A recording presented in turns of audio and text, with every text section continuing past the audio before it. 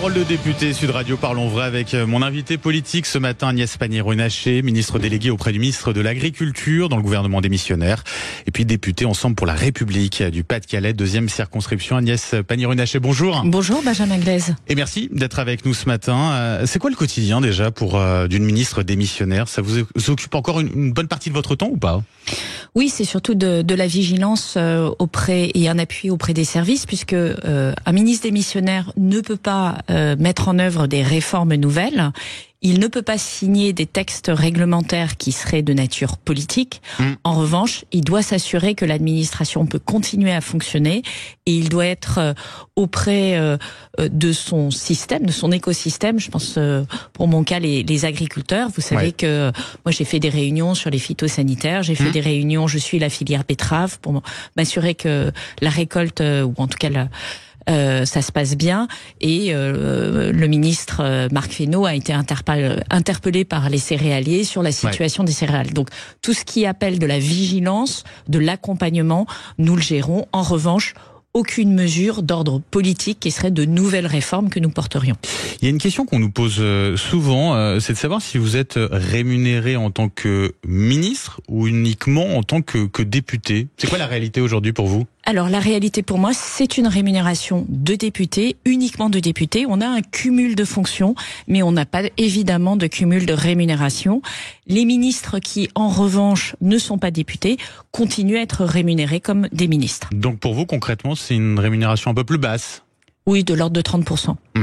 Agnès Pannier-Runacher, dans un instant, on va revenir sur la question de l'agriculture. Beaucoup de sujets à évoquer, mais d'abord vos fonctions de député et ministre, donc député, et puis aussi secrétaire de la commission des affaires économiques.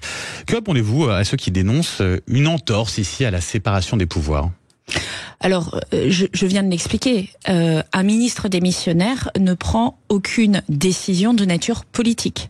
Et on a une jurisprudence constante sur ce sujet-là qui est vérifiée par le Conseil constitutionnel. Donc on est évidemment sur une polémique inutile puisque chacun est dans son rôle. Je suis d'autant plus dans mon rôle que l'Assemblée nationale ne siège pas aujourd'hui, et donc je ne suis ni aux affaires à l'Assemblée nationale, ni en situation comme ministre de signer des textes qui seraient des textes politique. Donc évidemment, c'est une situation qui a préexisté. Vous avez de multiples exemples dans la Ve République qui ont pu nourrir d'ailleurs une jurisprudence assez abondante sur ce qu'il est possible de faire et pas possible de faire dans une situation de gouvernement démissionnaire. Et il est important, et tout le monde le comprendra, qu'il y ait une permanence de l'action de l'État. Si demain matin, il y a un incident diplomatique majeur, un incident de sécurité, on a pu voir qu'il y a eu un incendie important il y a quelques jours, il faut pouvoir travailler. Les Français, eux, ils attendent qu'il y ait une continuité de l'État. Au second tour des législatives, vous avez battu le candidat RN, 55,8% des voix pour vous, en bénéficiant du désistement du candidat du nouveau Front Populaire. Ça vous oblige, ça, Agnès Pannier-Runacher ? Oui, tout à fait. Moi, j'ai été très claire sur mon positionnement politique. Mon engagement politique, moi, je viens de la société civile. C'est mon premier mandat. C'est la première fois que je me présente aux élections. Mon engagement politique, il s'est fondé notamment sur la lutte contre le Rassemblement national. Et j'avais appelé, avant les résultats du premier tour, à constituer un front républicain. Pas parce que je ne respecte pas le vote des Français, parce que bien au contraire, j'estime qu'il faut complètement entendre ce que manifestent les Français dans leur vote pour le Rassemblement national. En revanche, j'estime que le Rassemblement national n'a pas de programme, a des idées qui sont dangereuses pour le pays. Je prends une idée qui me paraît particulièrement choquante, c'est de faire une différence entre les Français, on va dire, et les Français binationaux. C'est de créer, au fond, une société à deux vitesses, en considérant que les Français binationaux n'auraient pas les mêmes droits que les Français. Je trouve ça illégitime et dangereux pour le pays des droits de l'homme. Sur cette mesure tout de même, sur la question de la binationalité. Mais le problème avec le Rassemblement national, c'est qu'ils annoncent des mesures et puis quand ils constatent que l'opinion publique est inquiète, ils reviennent dessus. Donc en fait, on ne sait pas de quoi est fait le Rassemblement national, si ce n'est qu'on sait que Jordan Bardella a pris la tête du groupe identitaire au niveau européen, qui est largement soutenu par Viktor Orban, lequel Viktor Orban est aujourd'hui un des pays qui est désigné par l'Union européenne comme ne mettant pas en place un état de droit correct. Nous savons que les journalistes, les minorités, un certain nombre de droits sont réduits en Hongrie, alors que ce n'est pas le cas dans plein d'autres pays, notamment en France. Est-ce que c'est de ça que nous voulons? Moi, je ne le veux pas pour mon pays, et donc je me bats contre le Rassemblement national. Et effectivement, le vote qui m'a amené à être députée, c'est un vote qui m'oblige. Une partie des votants m'ont élu pour qui j'étais, une partie m'ont élu pour faire barrage au Rassemblement national. Et il faut être à l'écoute de ces... Concrètement, être à l'écoute, comme vous le dites? Être à l'écoute, c'est que nous sommes aujourd'hui dans une situation où ce qui était la majorité présidentielle a perdu l'élection. Mais aucun camp n'a gagné. Aucun camp n'est en situation aujourd'hui de former un gouvernement avec une majorité suffisamment solide pour être capable de faire voter des textes. Et donc nous sommes condamnés au compromis si on veut pouvoir apporter des solutions aux Français. Et les Français, ils nous ont interpellés sur le logement, sur le pouvoir d'achat, sur la question de l'autorité. Et aujourd'hui, il faut qu'on avance. Ça veut dire que la candidature de Lucie Castet pour la gauche, hein, pour Matignon, c'est pas une candidature légitime? Vous pensez quoi d'ailleurs de Lucie Castet, Agnès Pannier-Runacher? Je ne la connais pas personnellement, donc je vais pas me permettre d'émettre un jugement. Ce que je sais, c'est que Lucie Castet est dans le déni comme l'ensemble du camp du Nouveau Front Populaire, c'est-à-dire que elle interpelle directement le président de la République en disant « je dois être nommée première ministre ». Tout ça est très bien, mais sur quel programme et avec quelle majorité elle compte gouverner? Elle n'a que 190 députés derrière elle. Il lui manque 100 députés pour passer le moindre texte. Le Rassemblement national, les Républicains, les partis qui composent l'ancienne majorité présidentielle ont indiqué qu'ils voteraient une motion de censure sur ce qui est, je dirais, aujourd'hui le programme du Nouveau Front Populaire et un gouvernement dans lequel il y aurait des députés éléfistes. Donc tout ça n'est pas sérieux. S'il y a une coalition, vous intégrez dans cette coalition notamment, je sais pas, les socialistes, les écologistes, les insoumis? Moi, je le redis, il faut d'abord savoir sur quel objet programmatique on est prêt à travailler ensemble. Il me semble que sur des sujets comme la santé, comme sur l'école, comme sur le pouvoir d'achat, ce sont des priorités que tous les blocs politiques aujourd'hui considèrent comme absolument essentielles à traiter à court terme. Alors mettons-nous au travail ensemble pour effectivement trouver des avancées pour les Français. Agnès Pannier-Runacher, le RN n'a obtenu aucun poste dans les instances de l'Assemblée nationale. Emmanuel Macron estime que ce n'était pas une bonne chose. Et vous partagez l'avis du président ou pas? Moi, je veux surtout dénoncer l'imposture du Rassemblement national.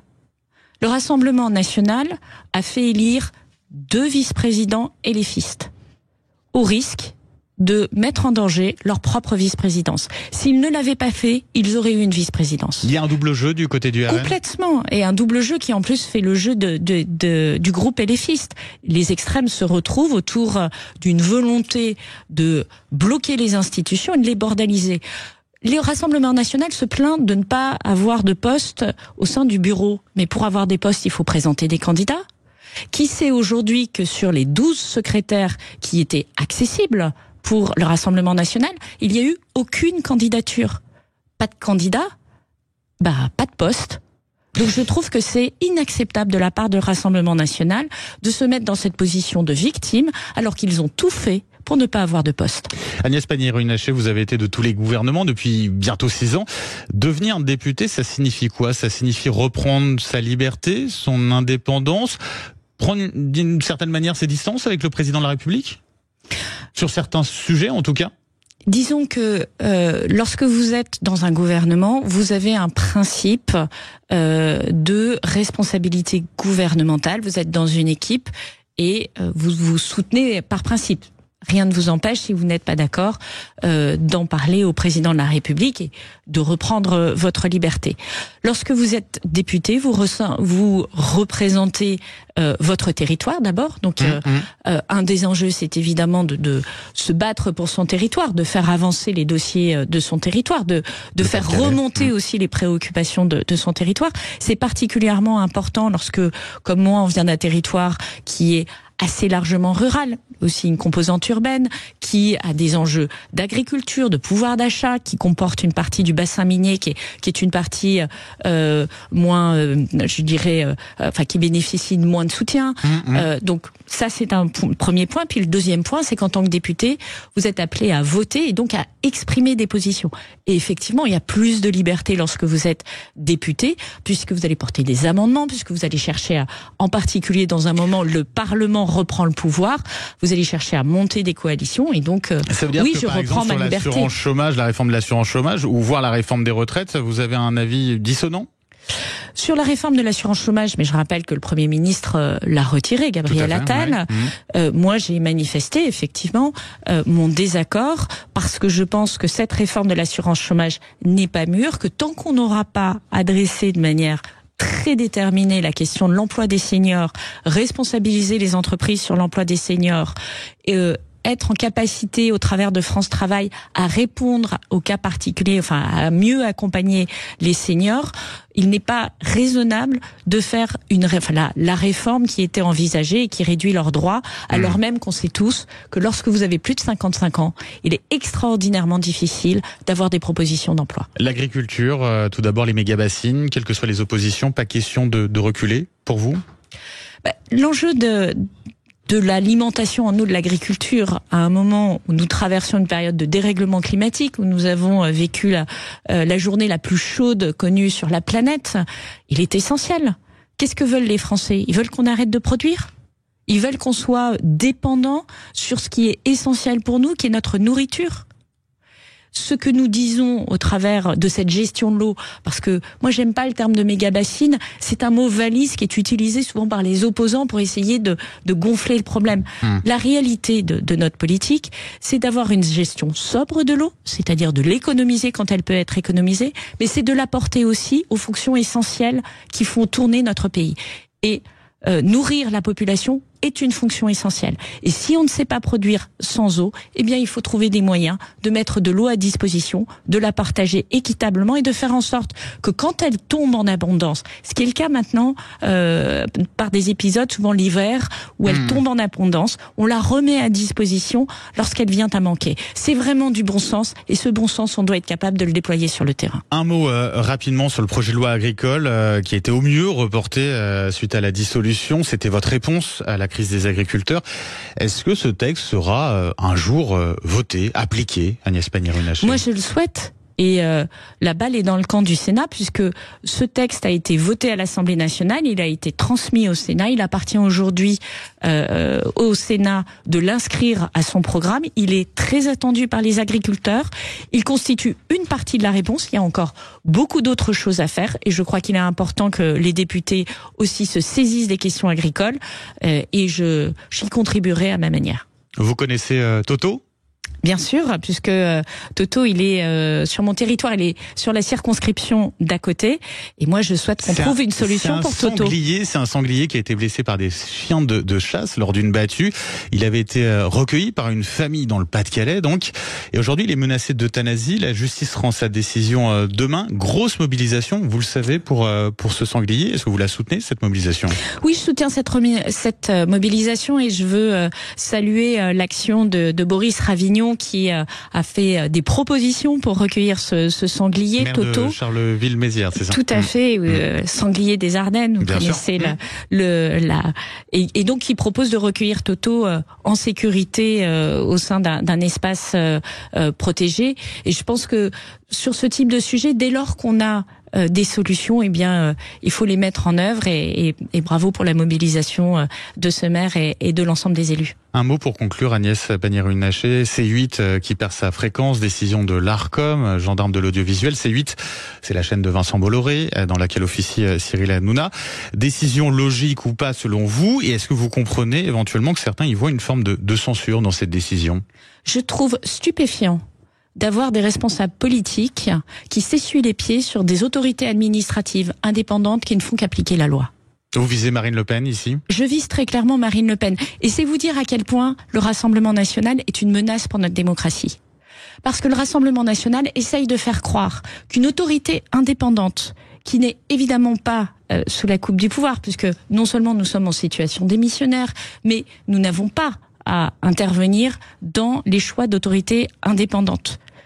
Eh bien, elle va chercher à invalider ce que fait cette autorité. C'est très grave. Je rappelle que cette autorité, ses membres sont nommés, entre autres, certes par le président de la République, mais également par le président du Sénat, par le président de l'Assemblée nationale, qu'il y a des auditions, que les députés se prononcent, que les sénateurs se prononcent. Donc, en réalité, c'est une atteinte à notre démocratie qui est derrière ça. Ensuite, s'il faut changer la loi, c'est aux députés et aux sénateurs de le faire. Mais aujourd'hui, l'Arcom applique la loi. C8 et Énergie 12 n'ont pas respecté le cahier des charges qui leur permet de continuer à bénéficier de cette fréquence. Et je précise une chose, C8 n'arrête pas d'émettre. Ils peuvent émettre, mais pas sur une fréquence de la TNT. Ils doivent émettre sur la box. Pourquoi? Parce que la TNT, c'est un bien public. Et donc, pour avoir accès à ce bien public, on doit respecter un cahier des charges. C'est quand même la moindre des choses. Merci beaucoup, Agnès Pannier-Runacher, donc ministre déléguée auprès du ministre de l'Agriculture dans le gouvernement démissionnaire et députée Ensemble pour la République du Pas-de-Calais dans la 2e circonscription. Merci à vous et bonne journée, Agnès Pannier-Runacher.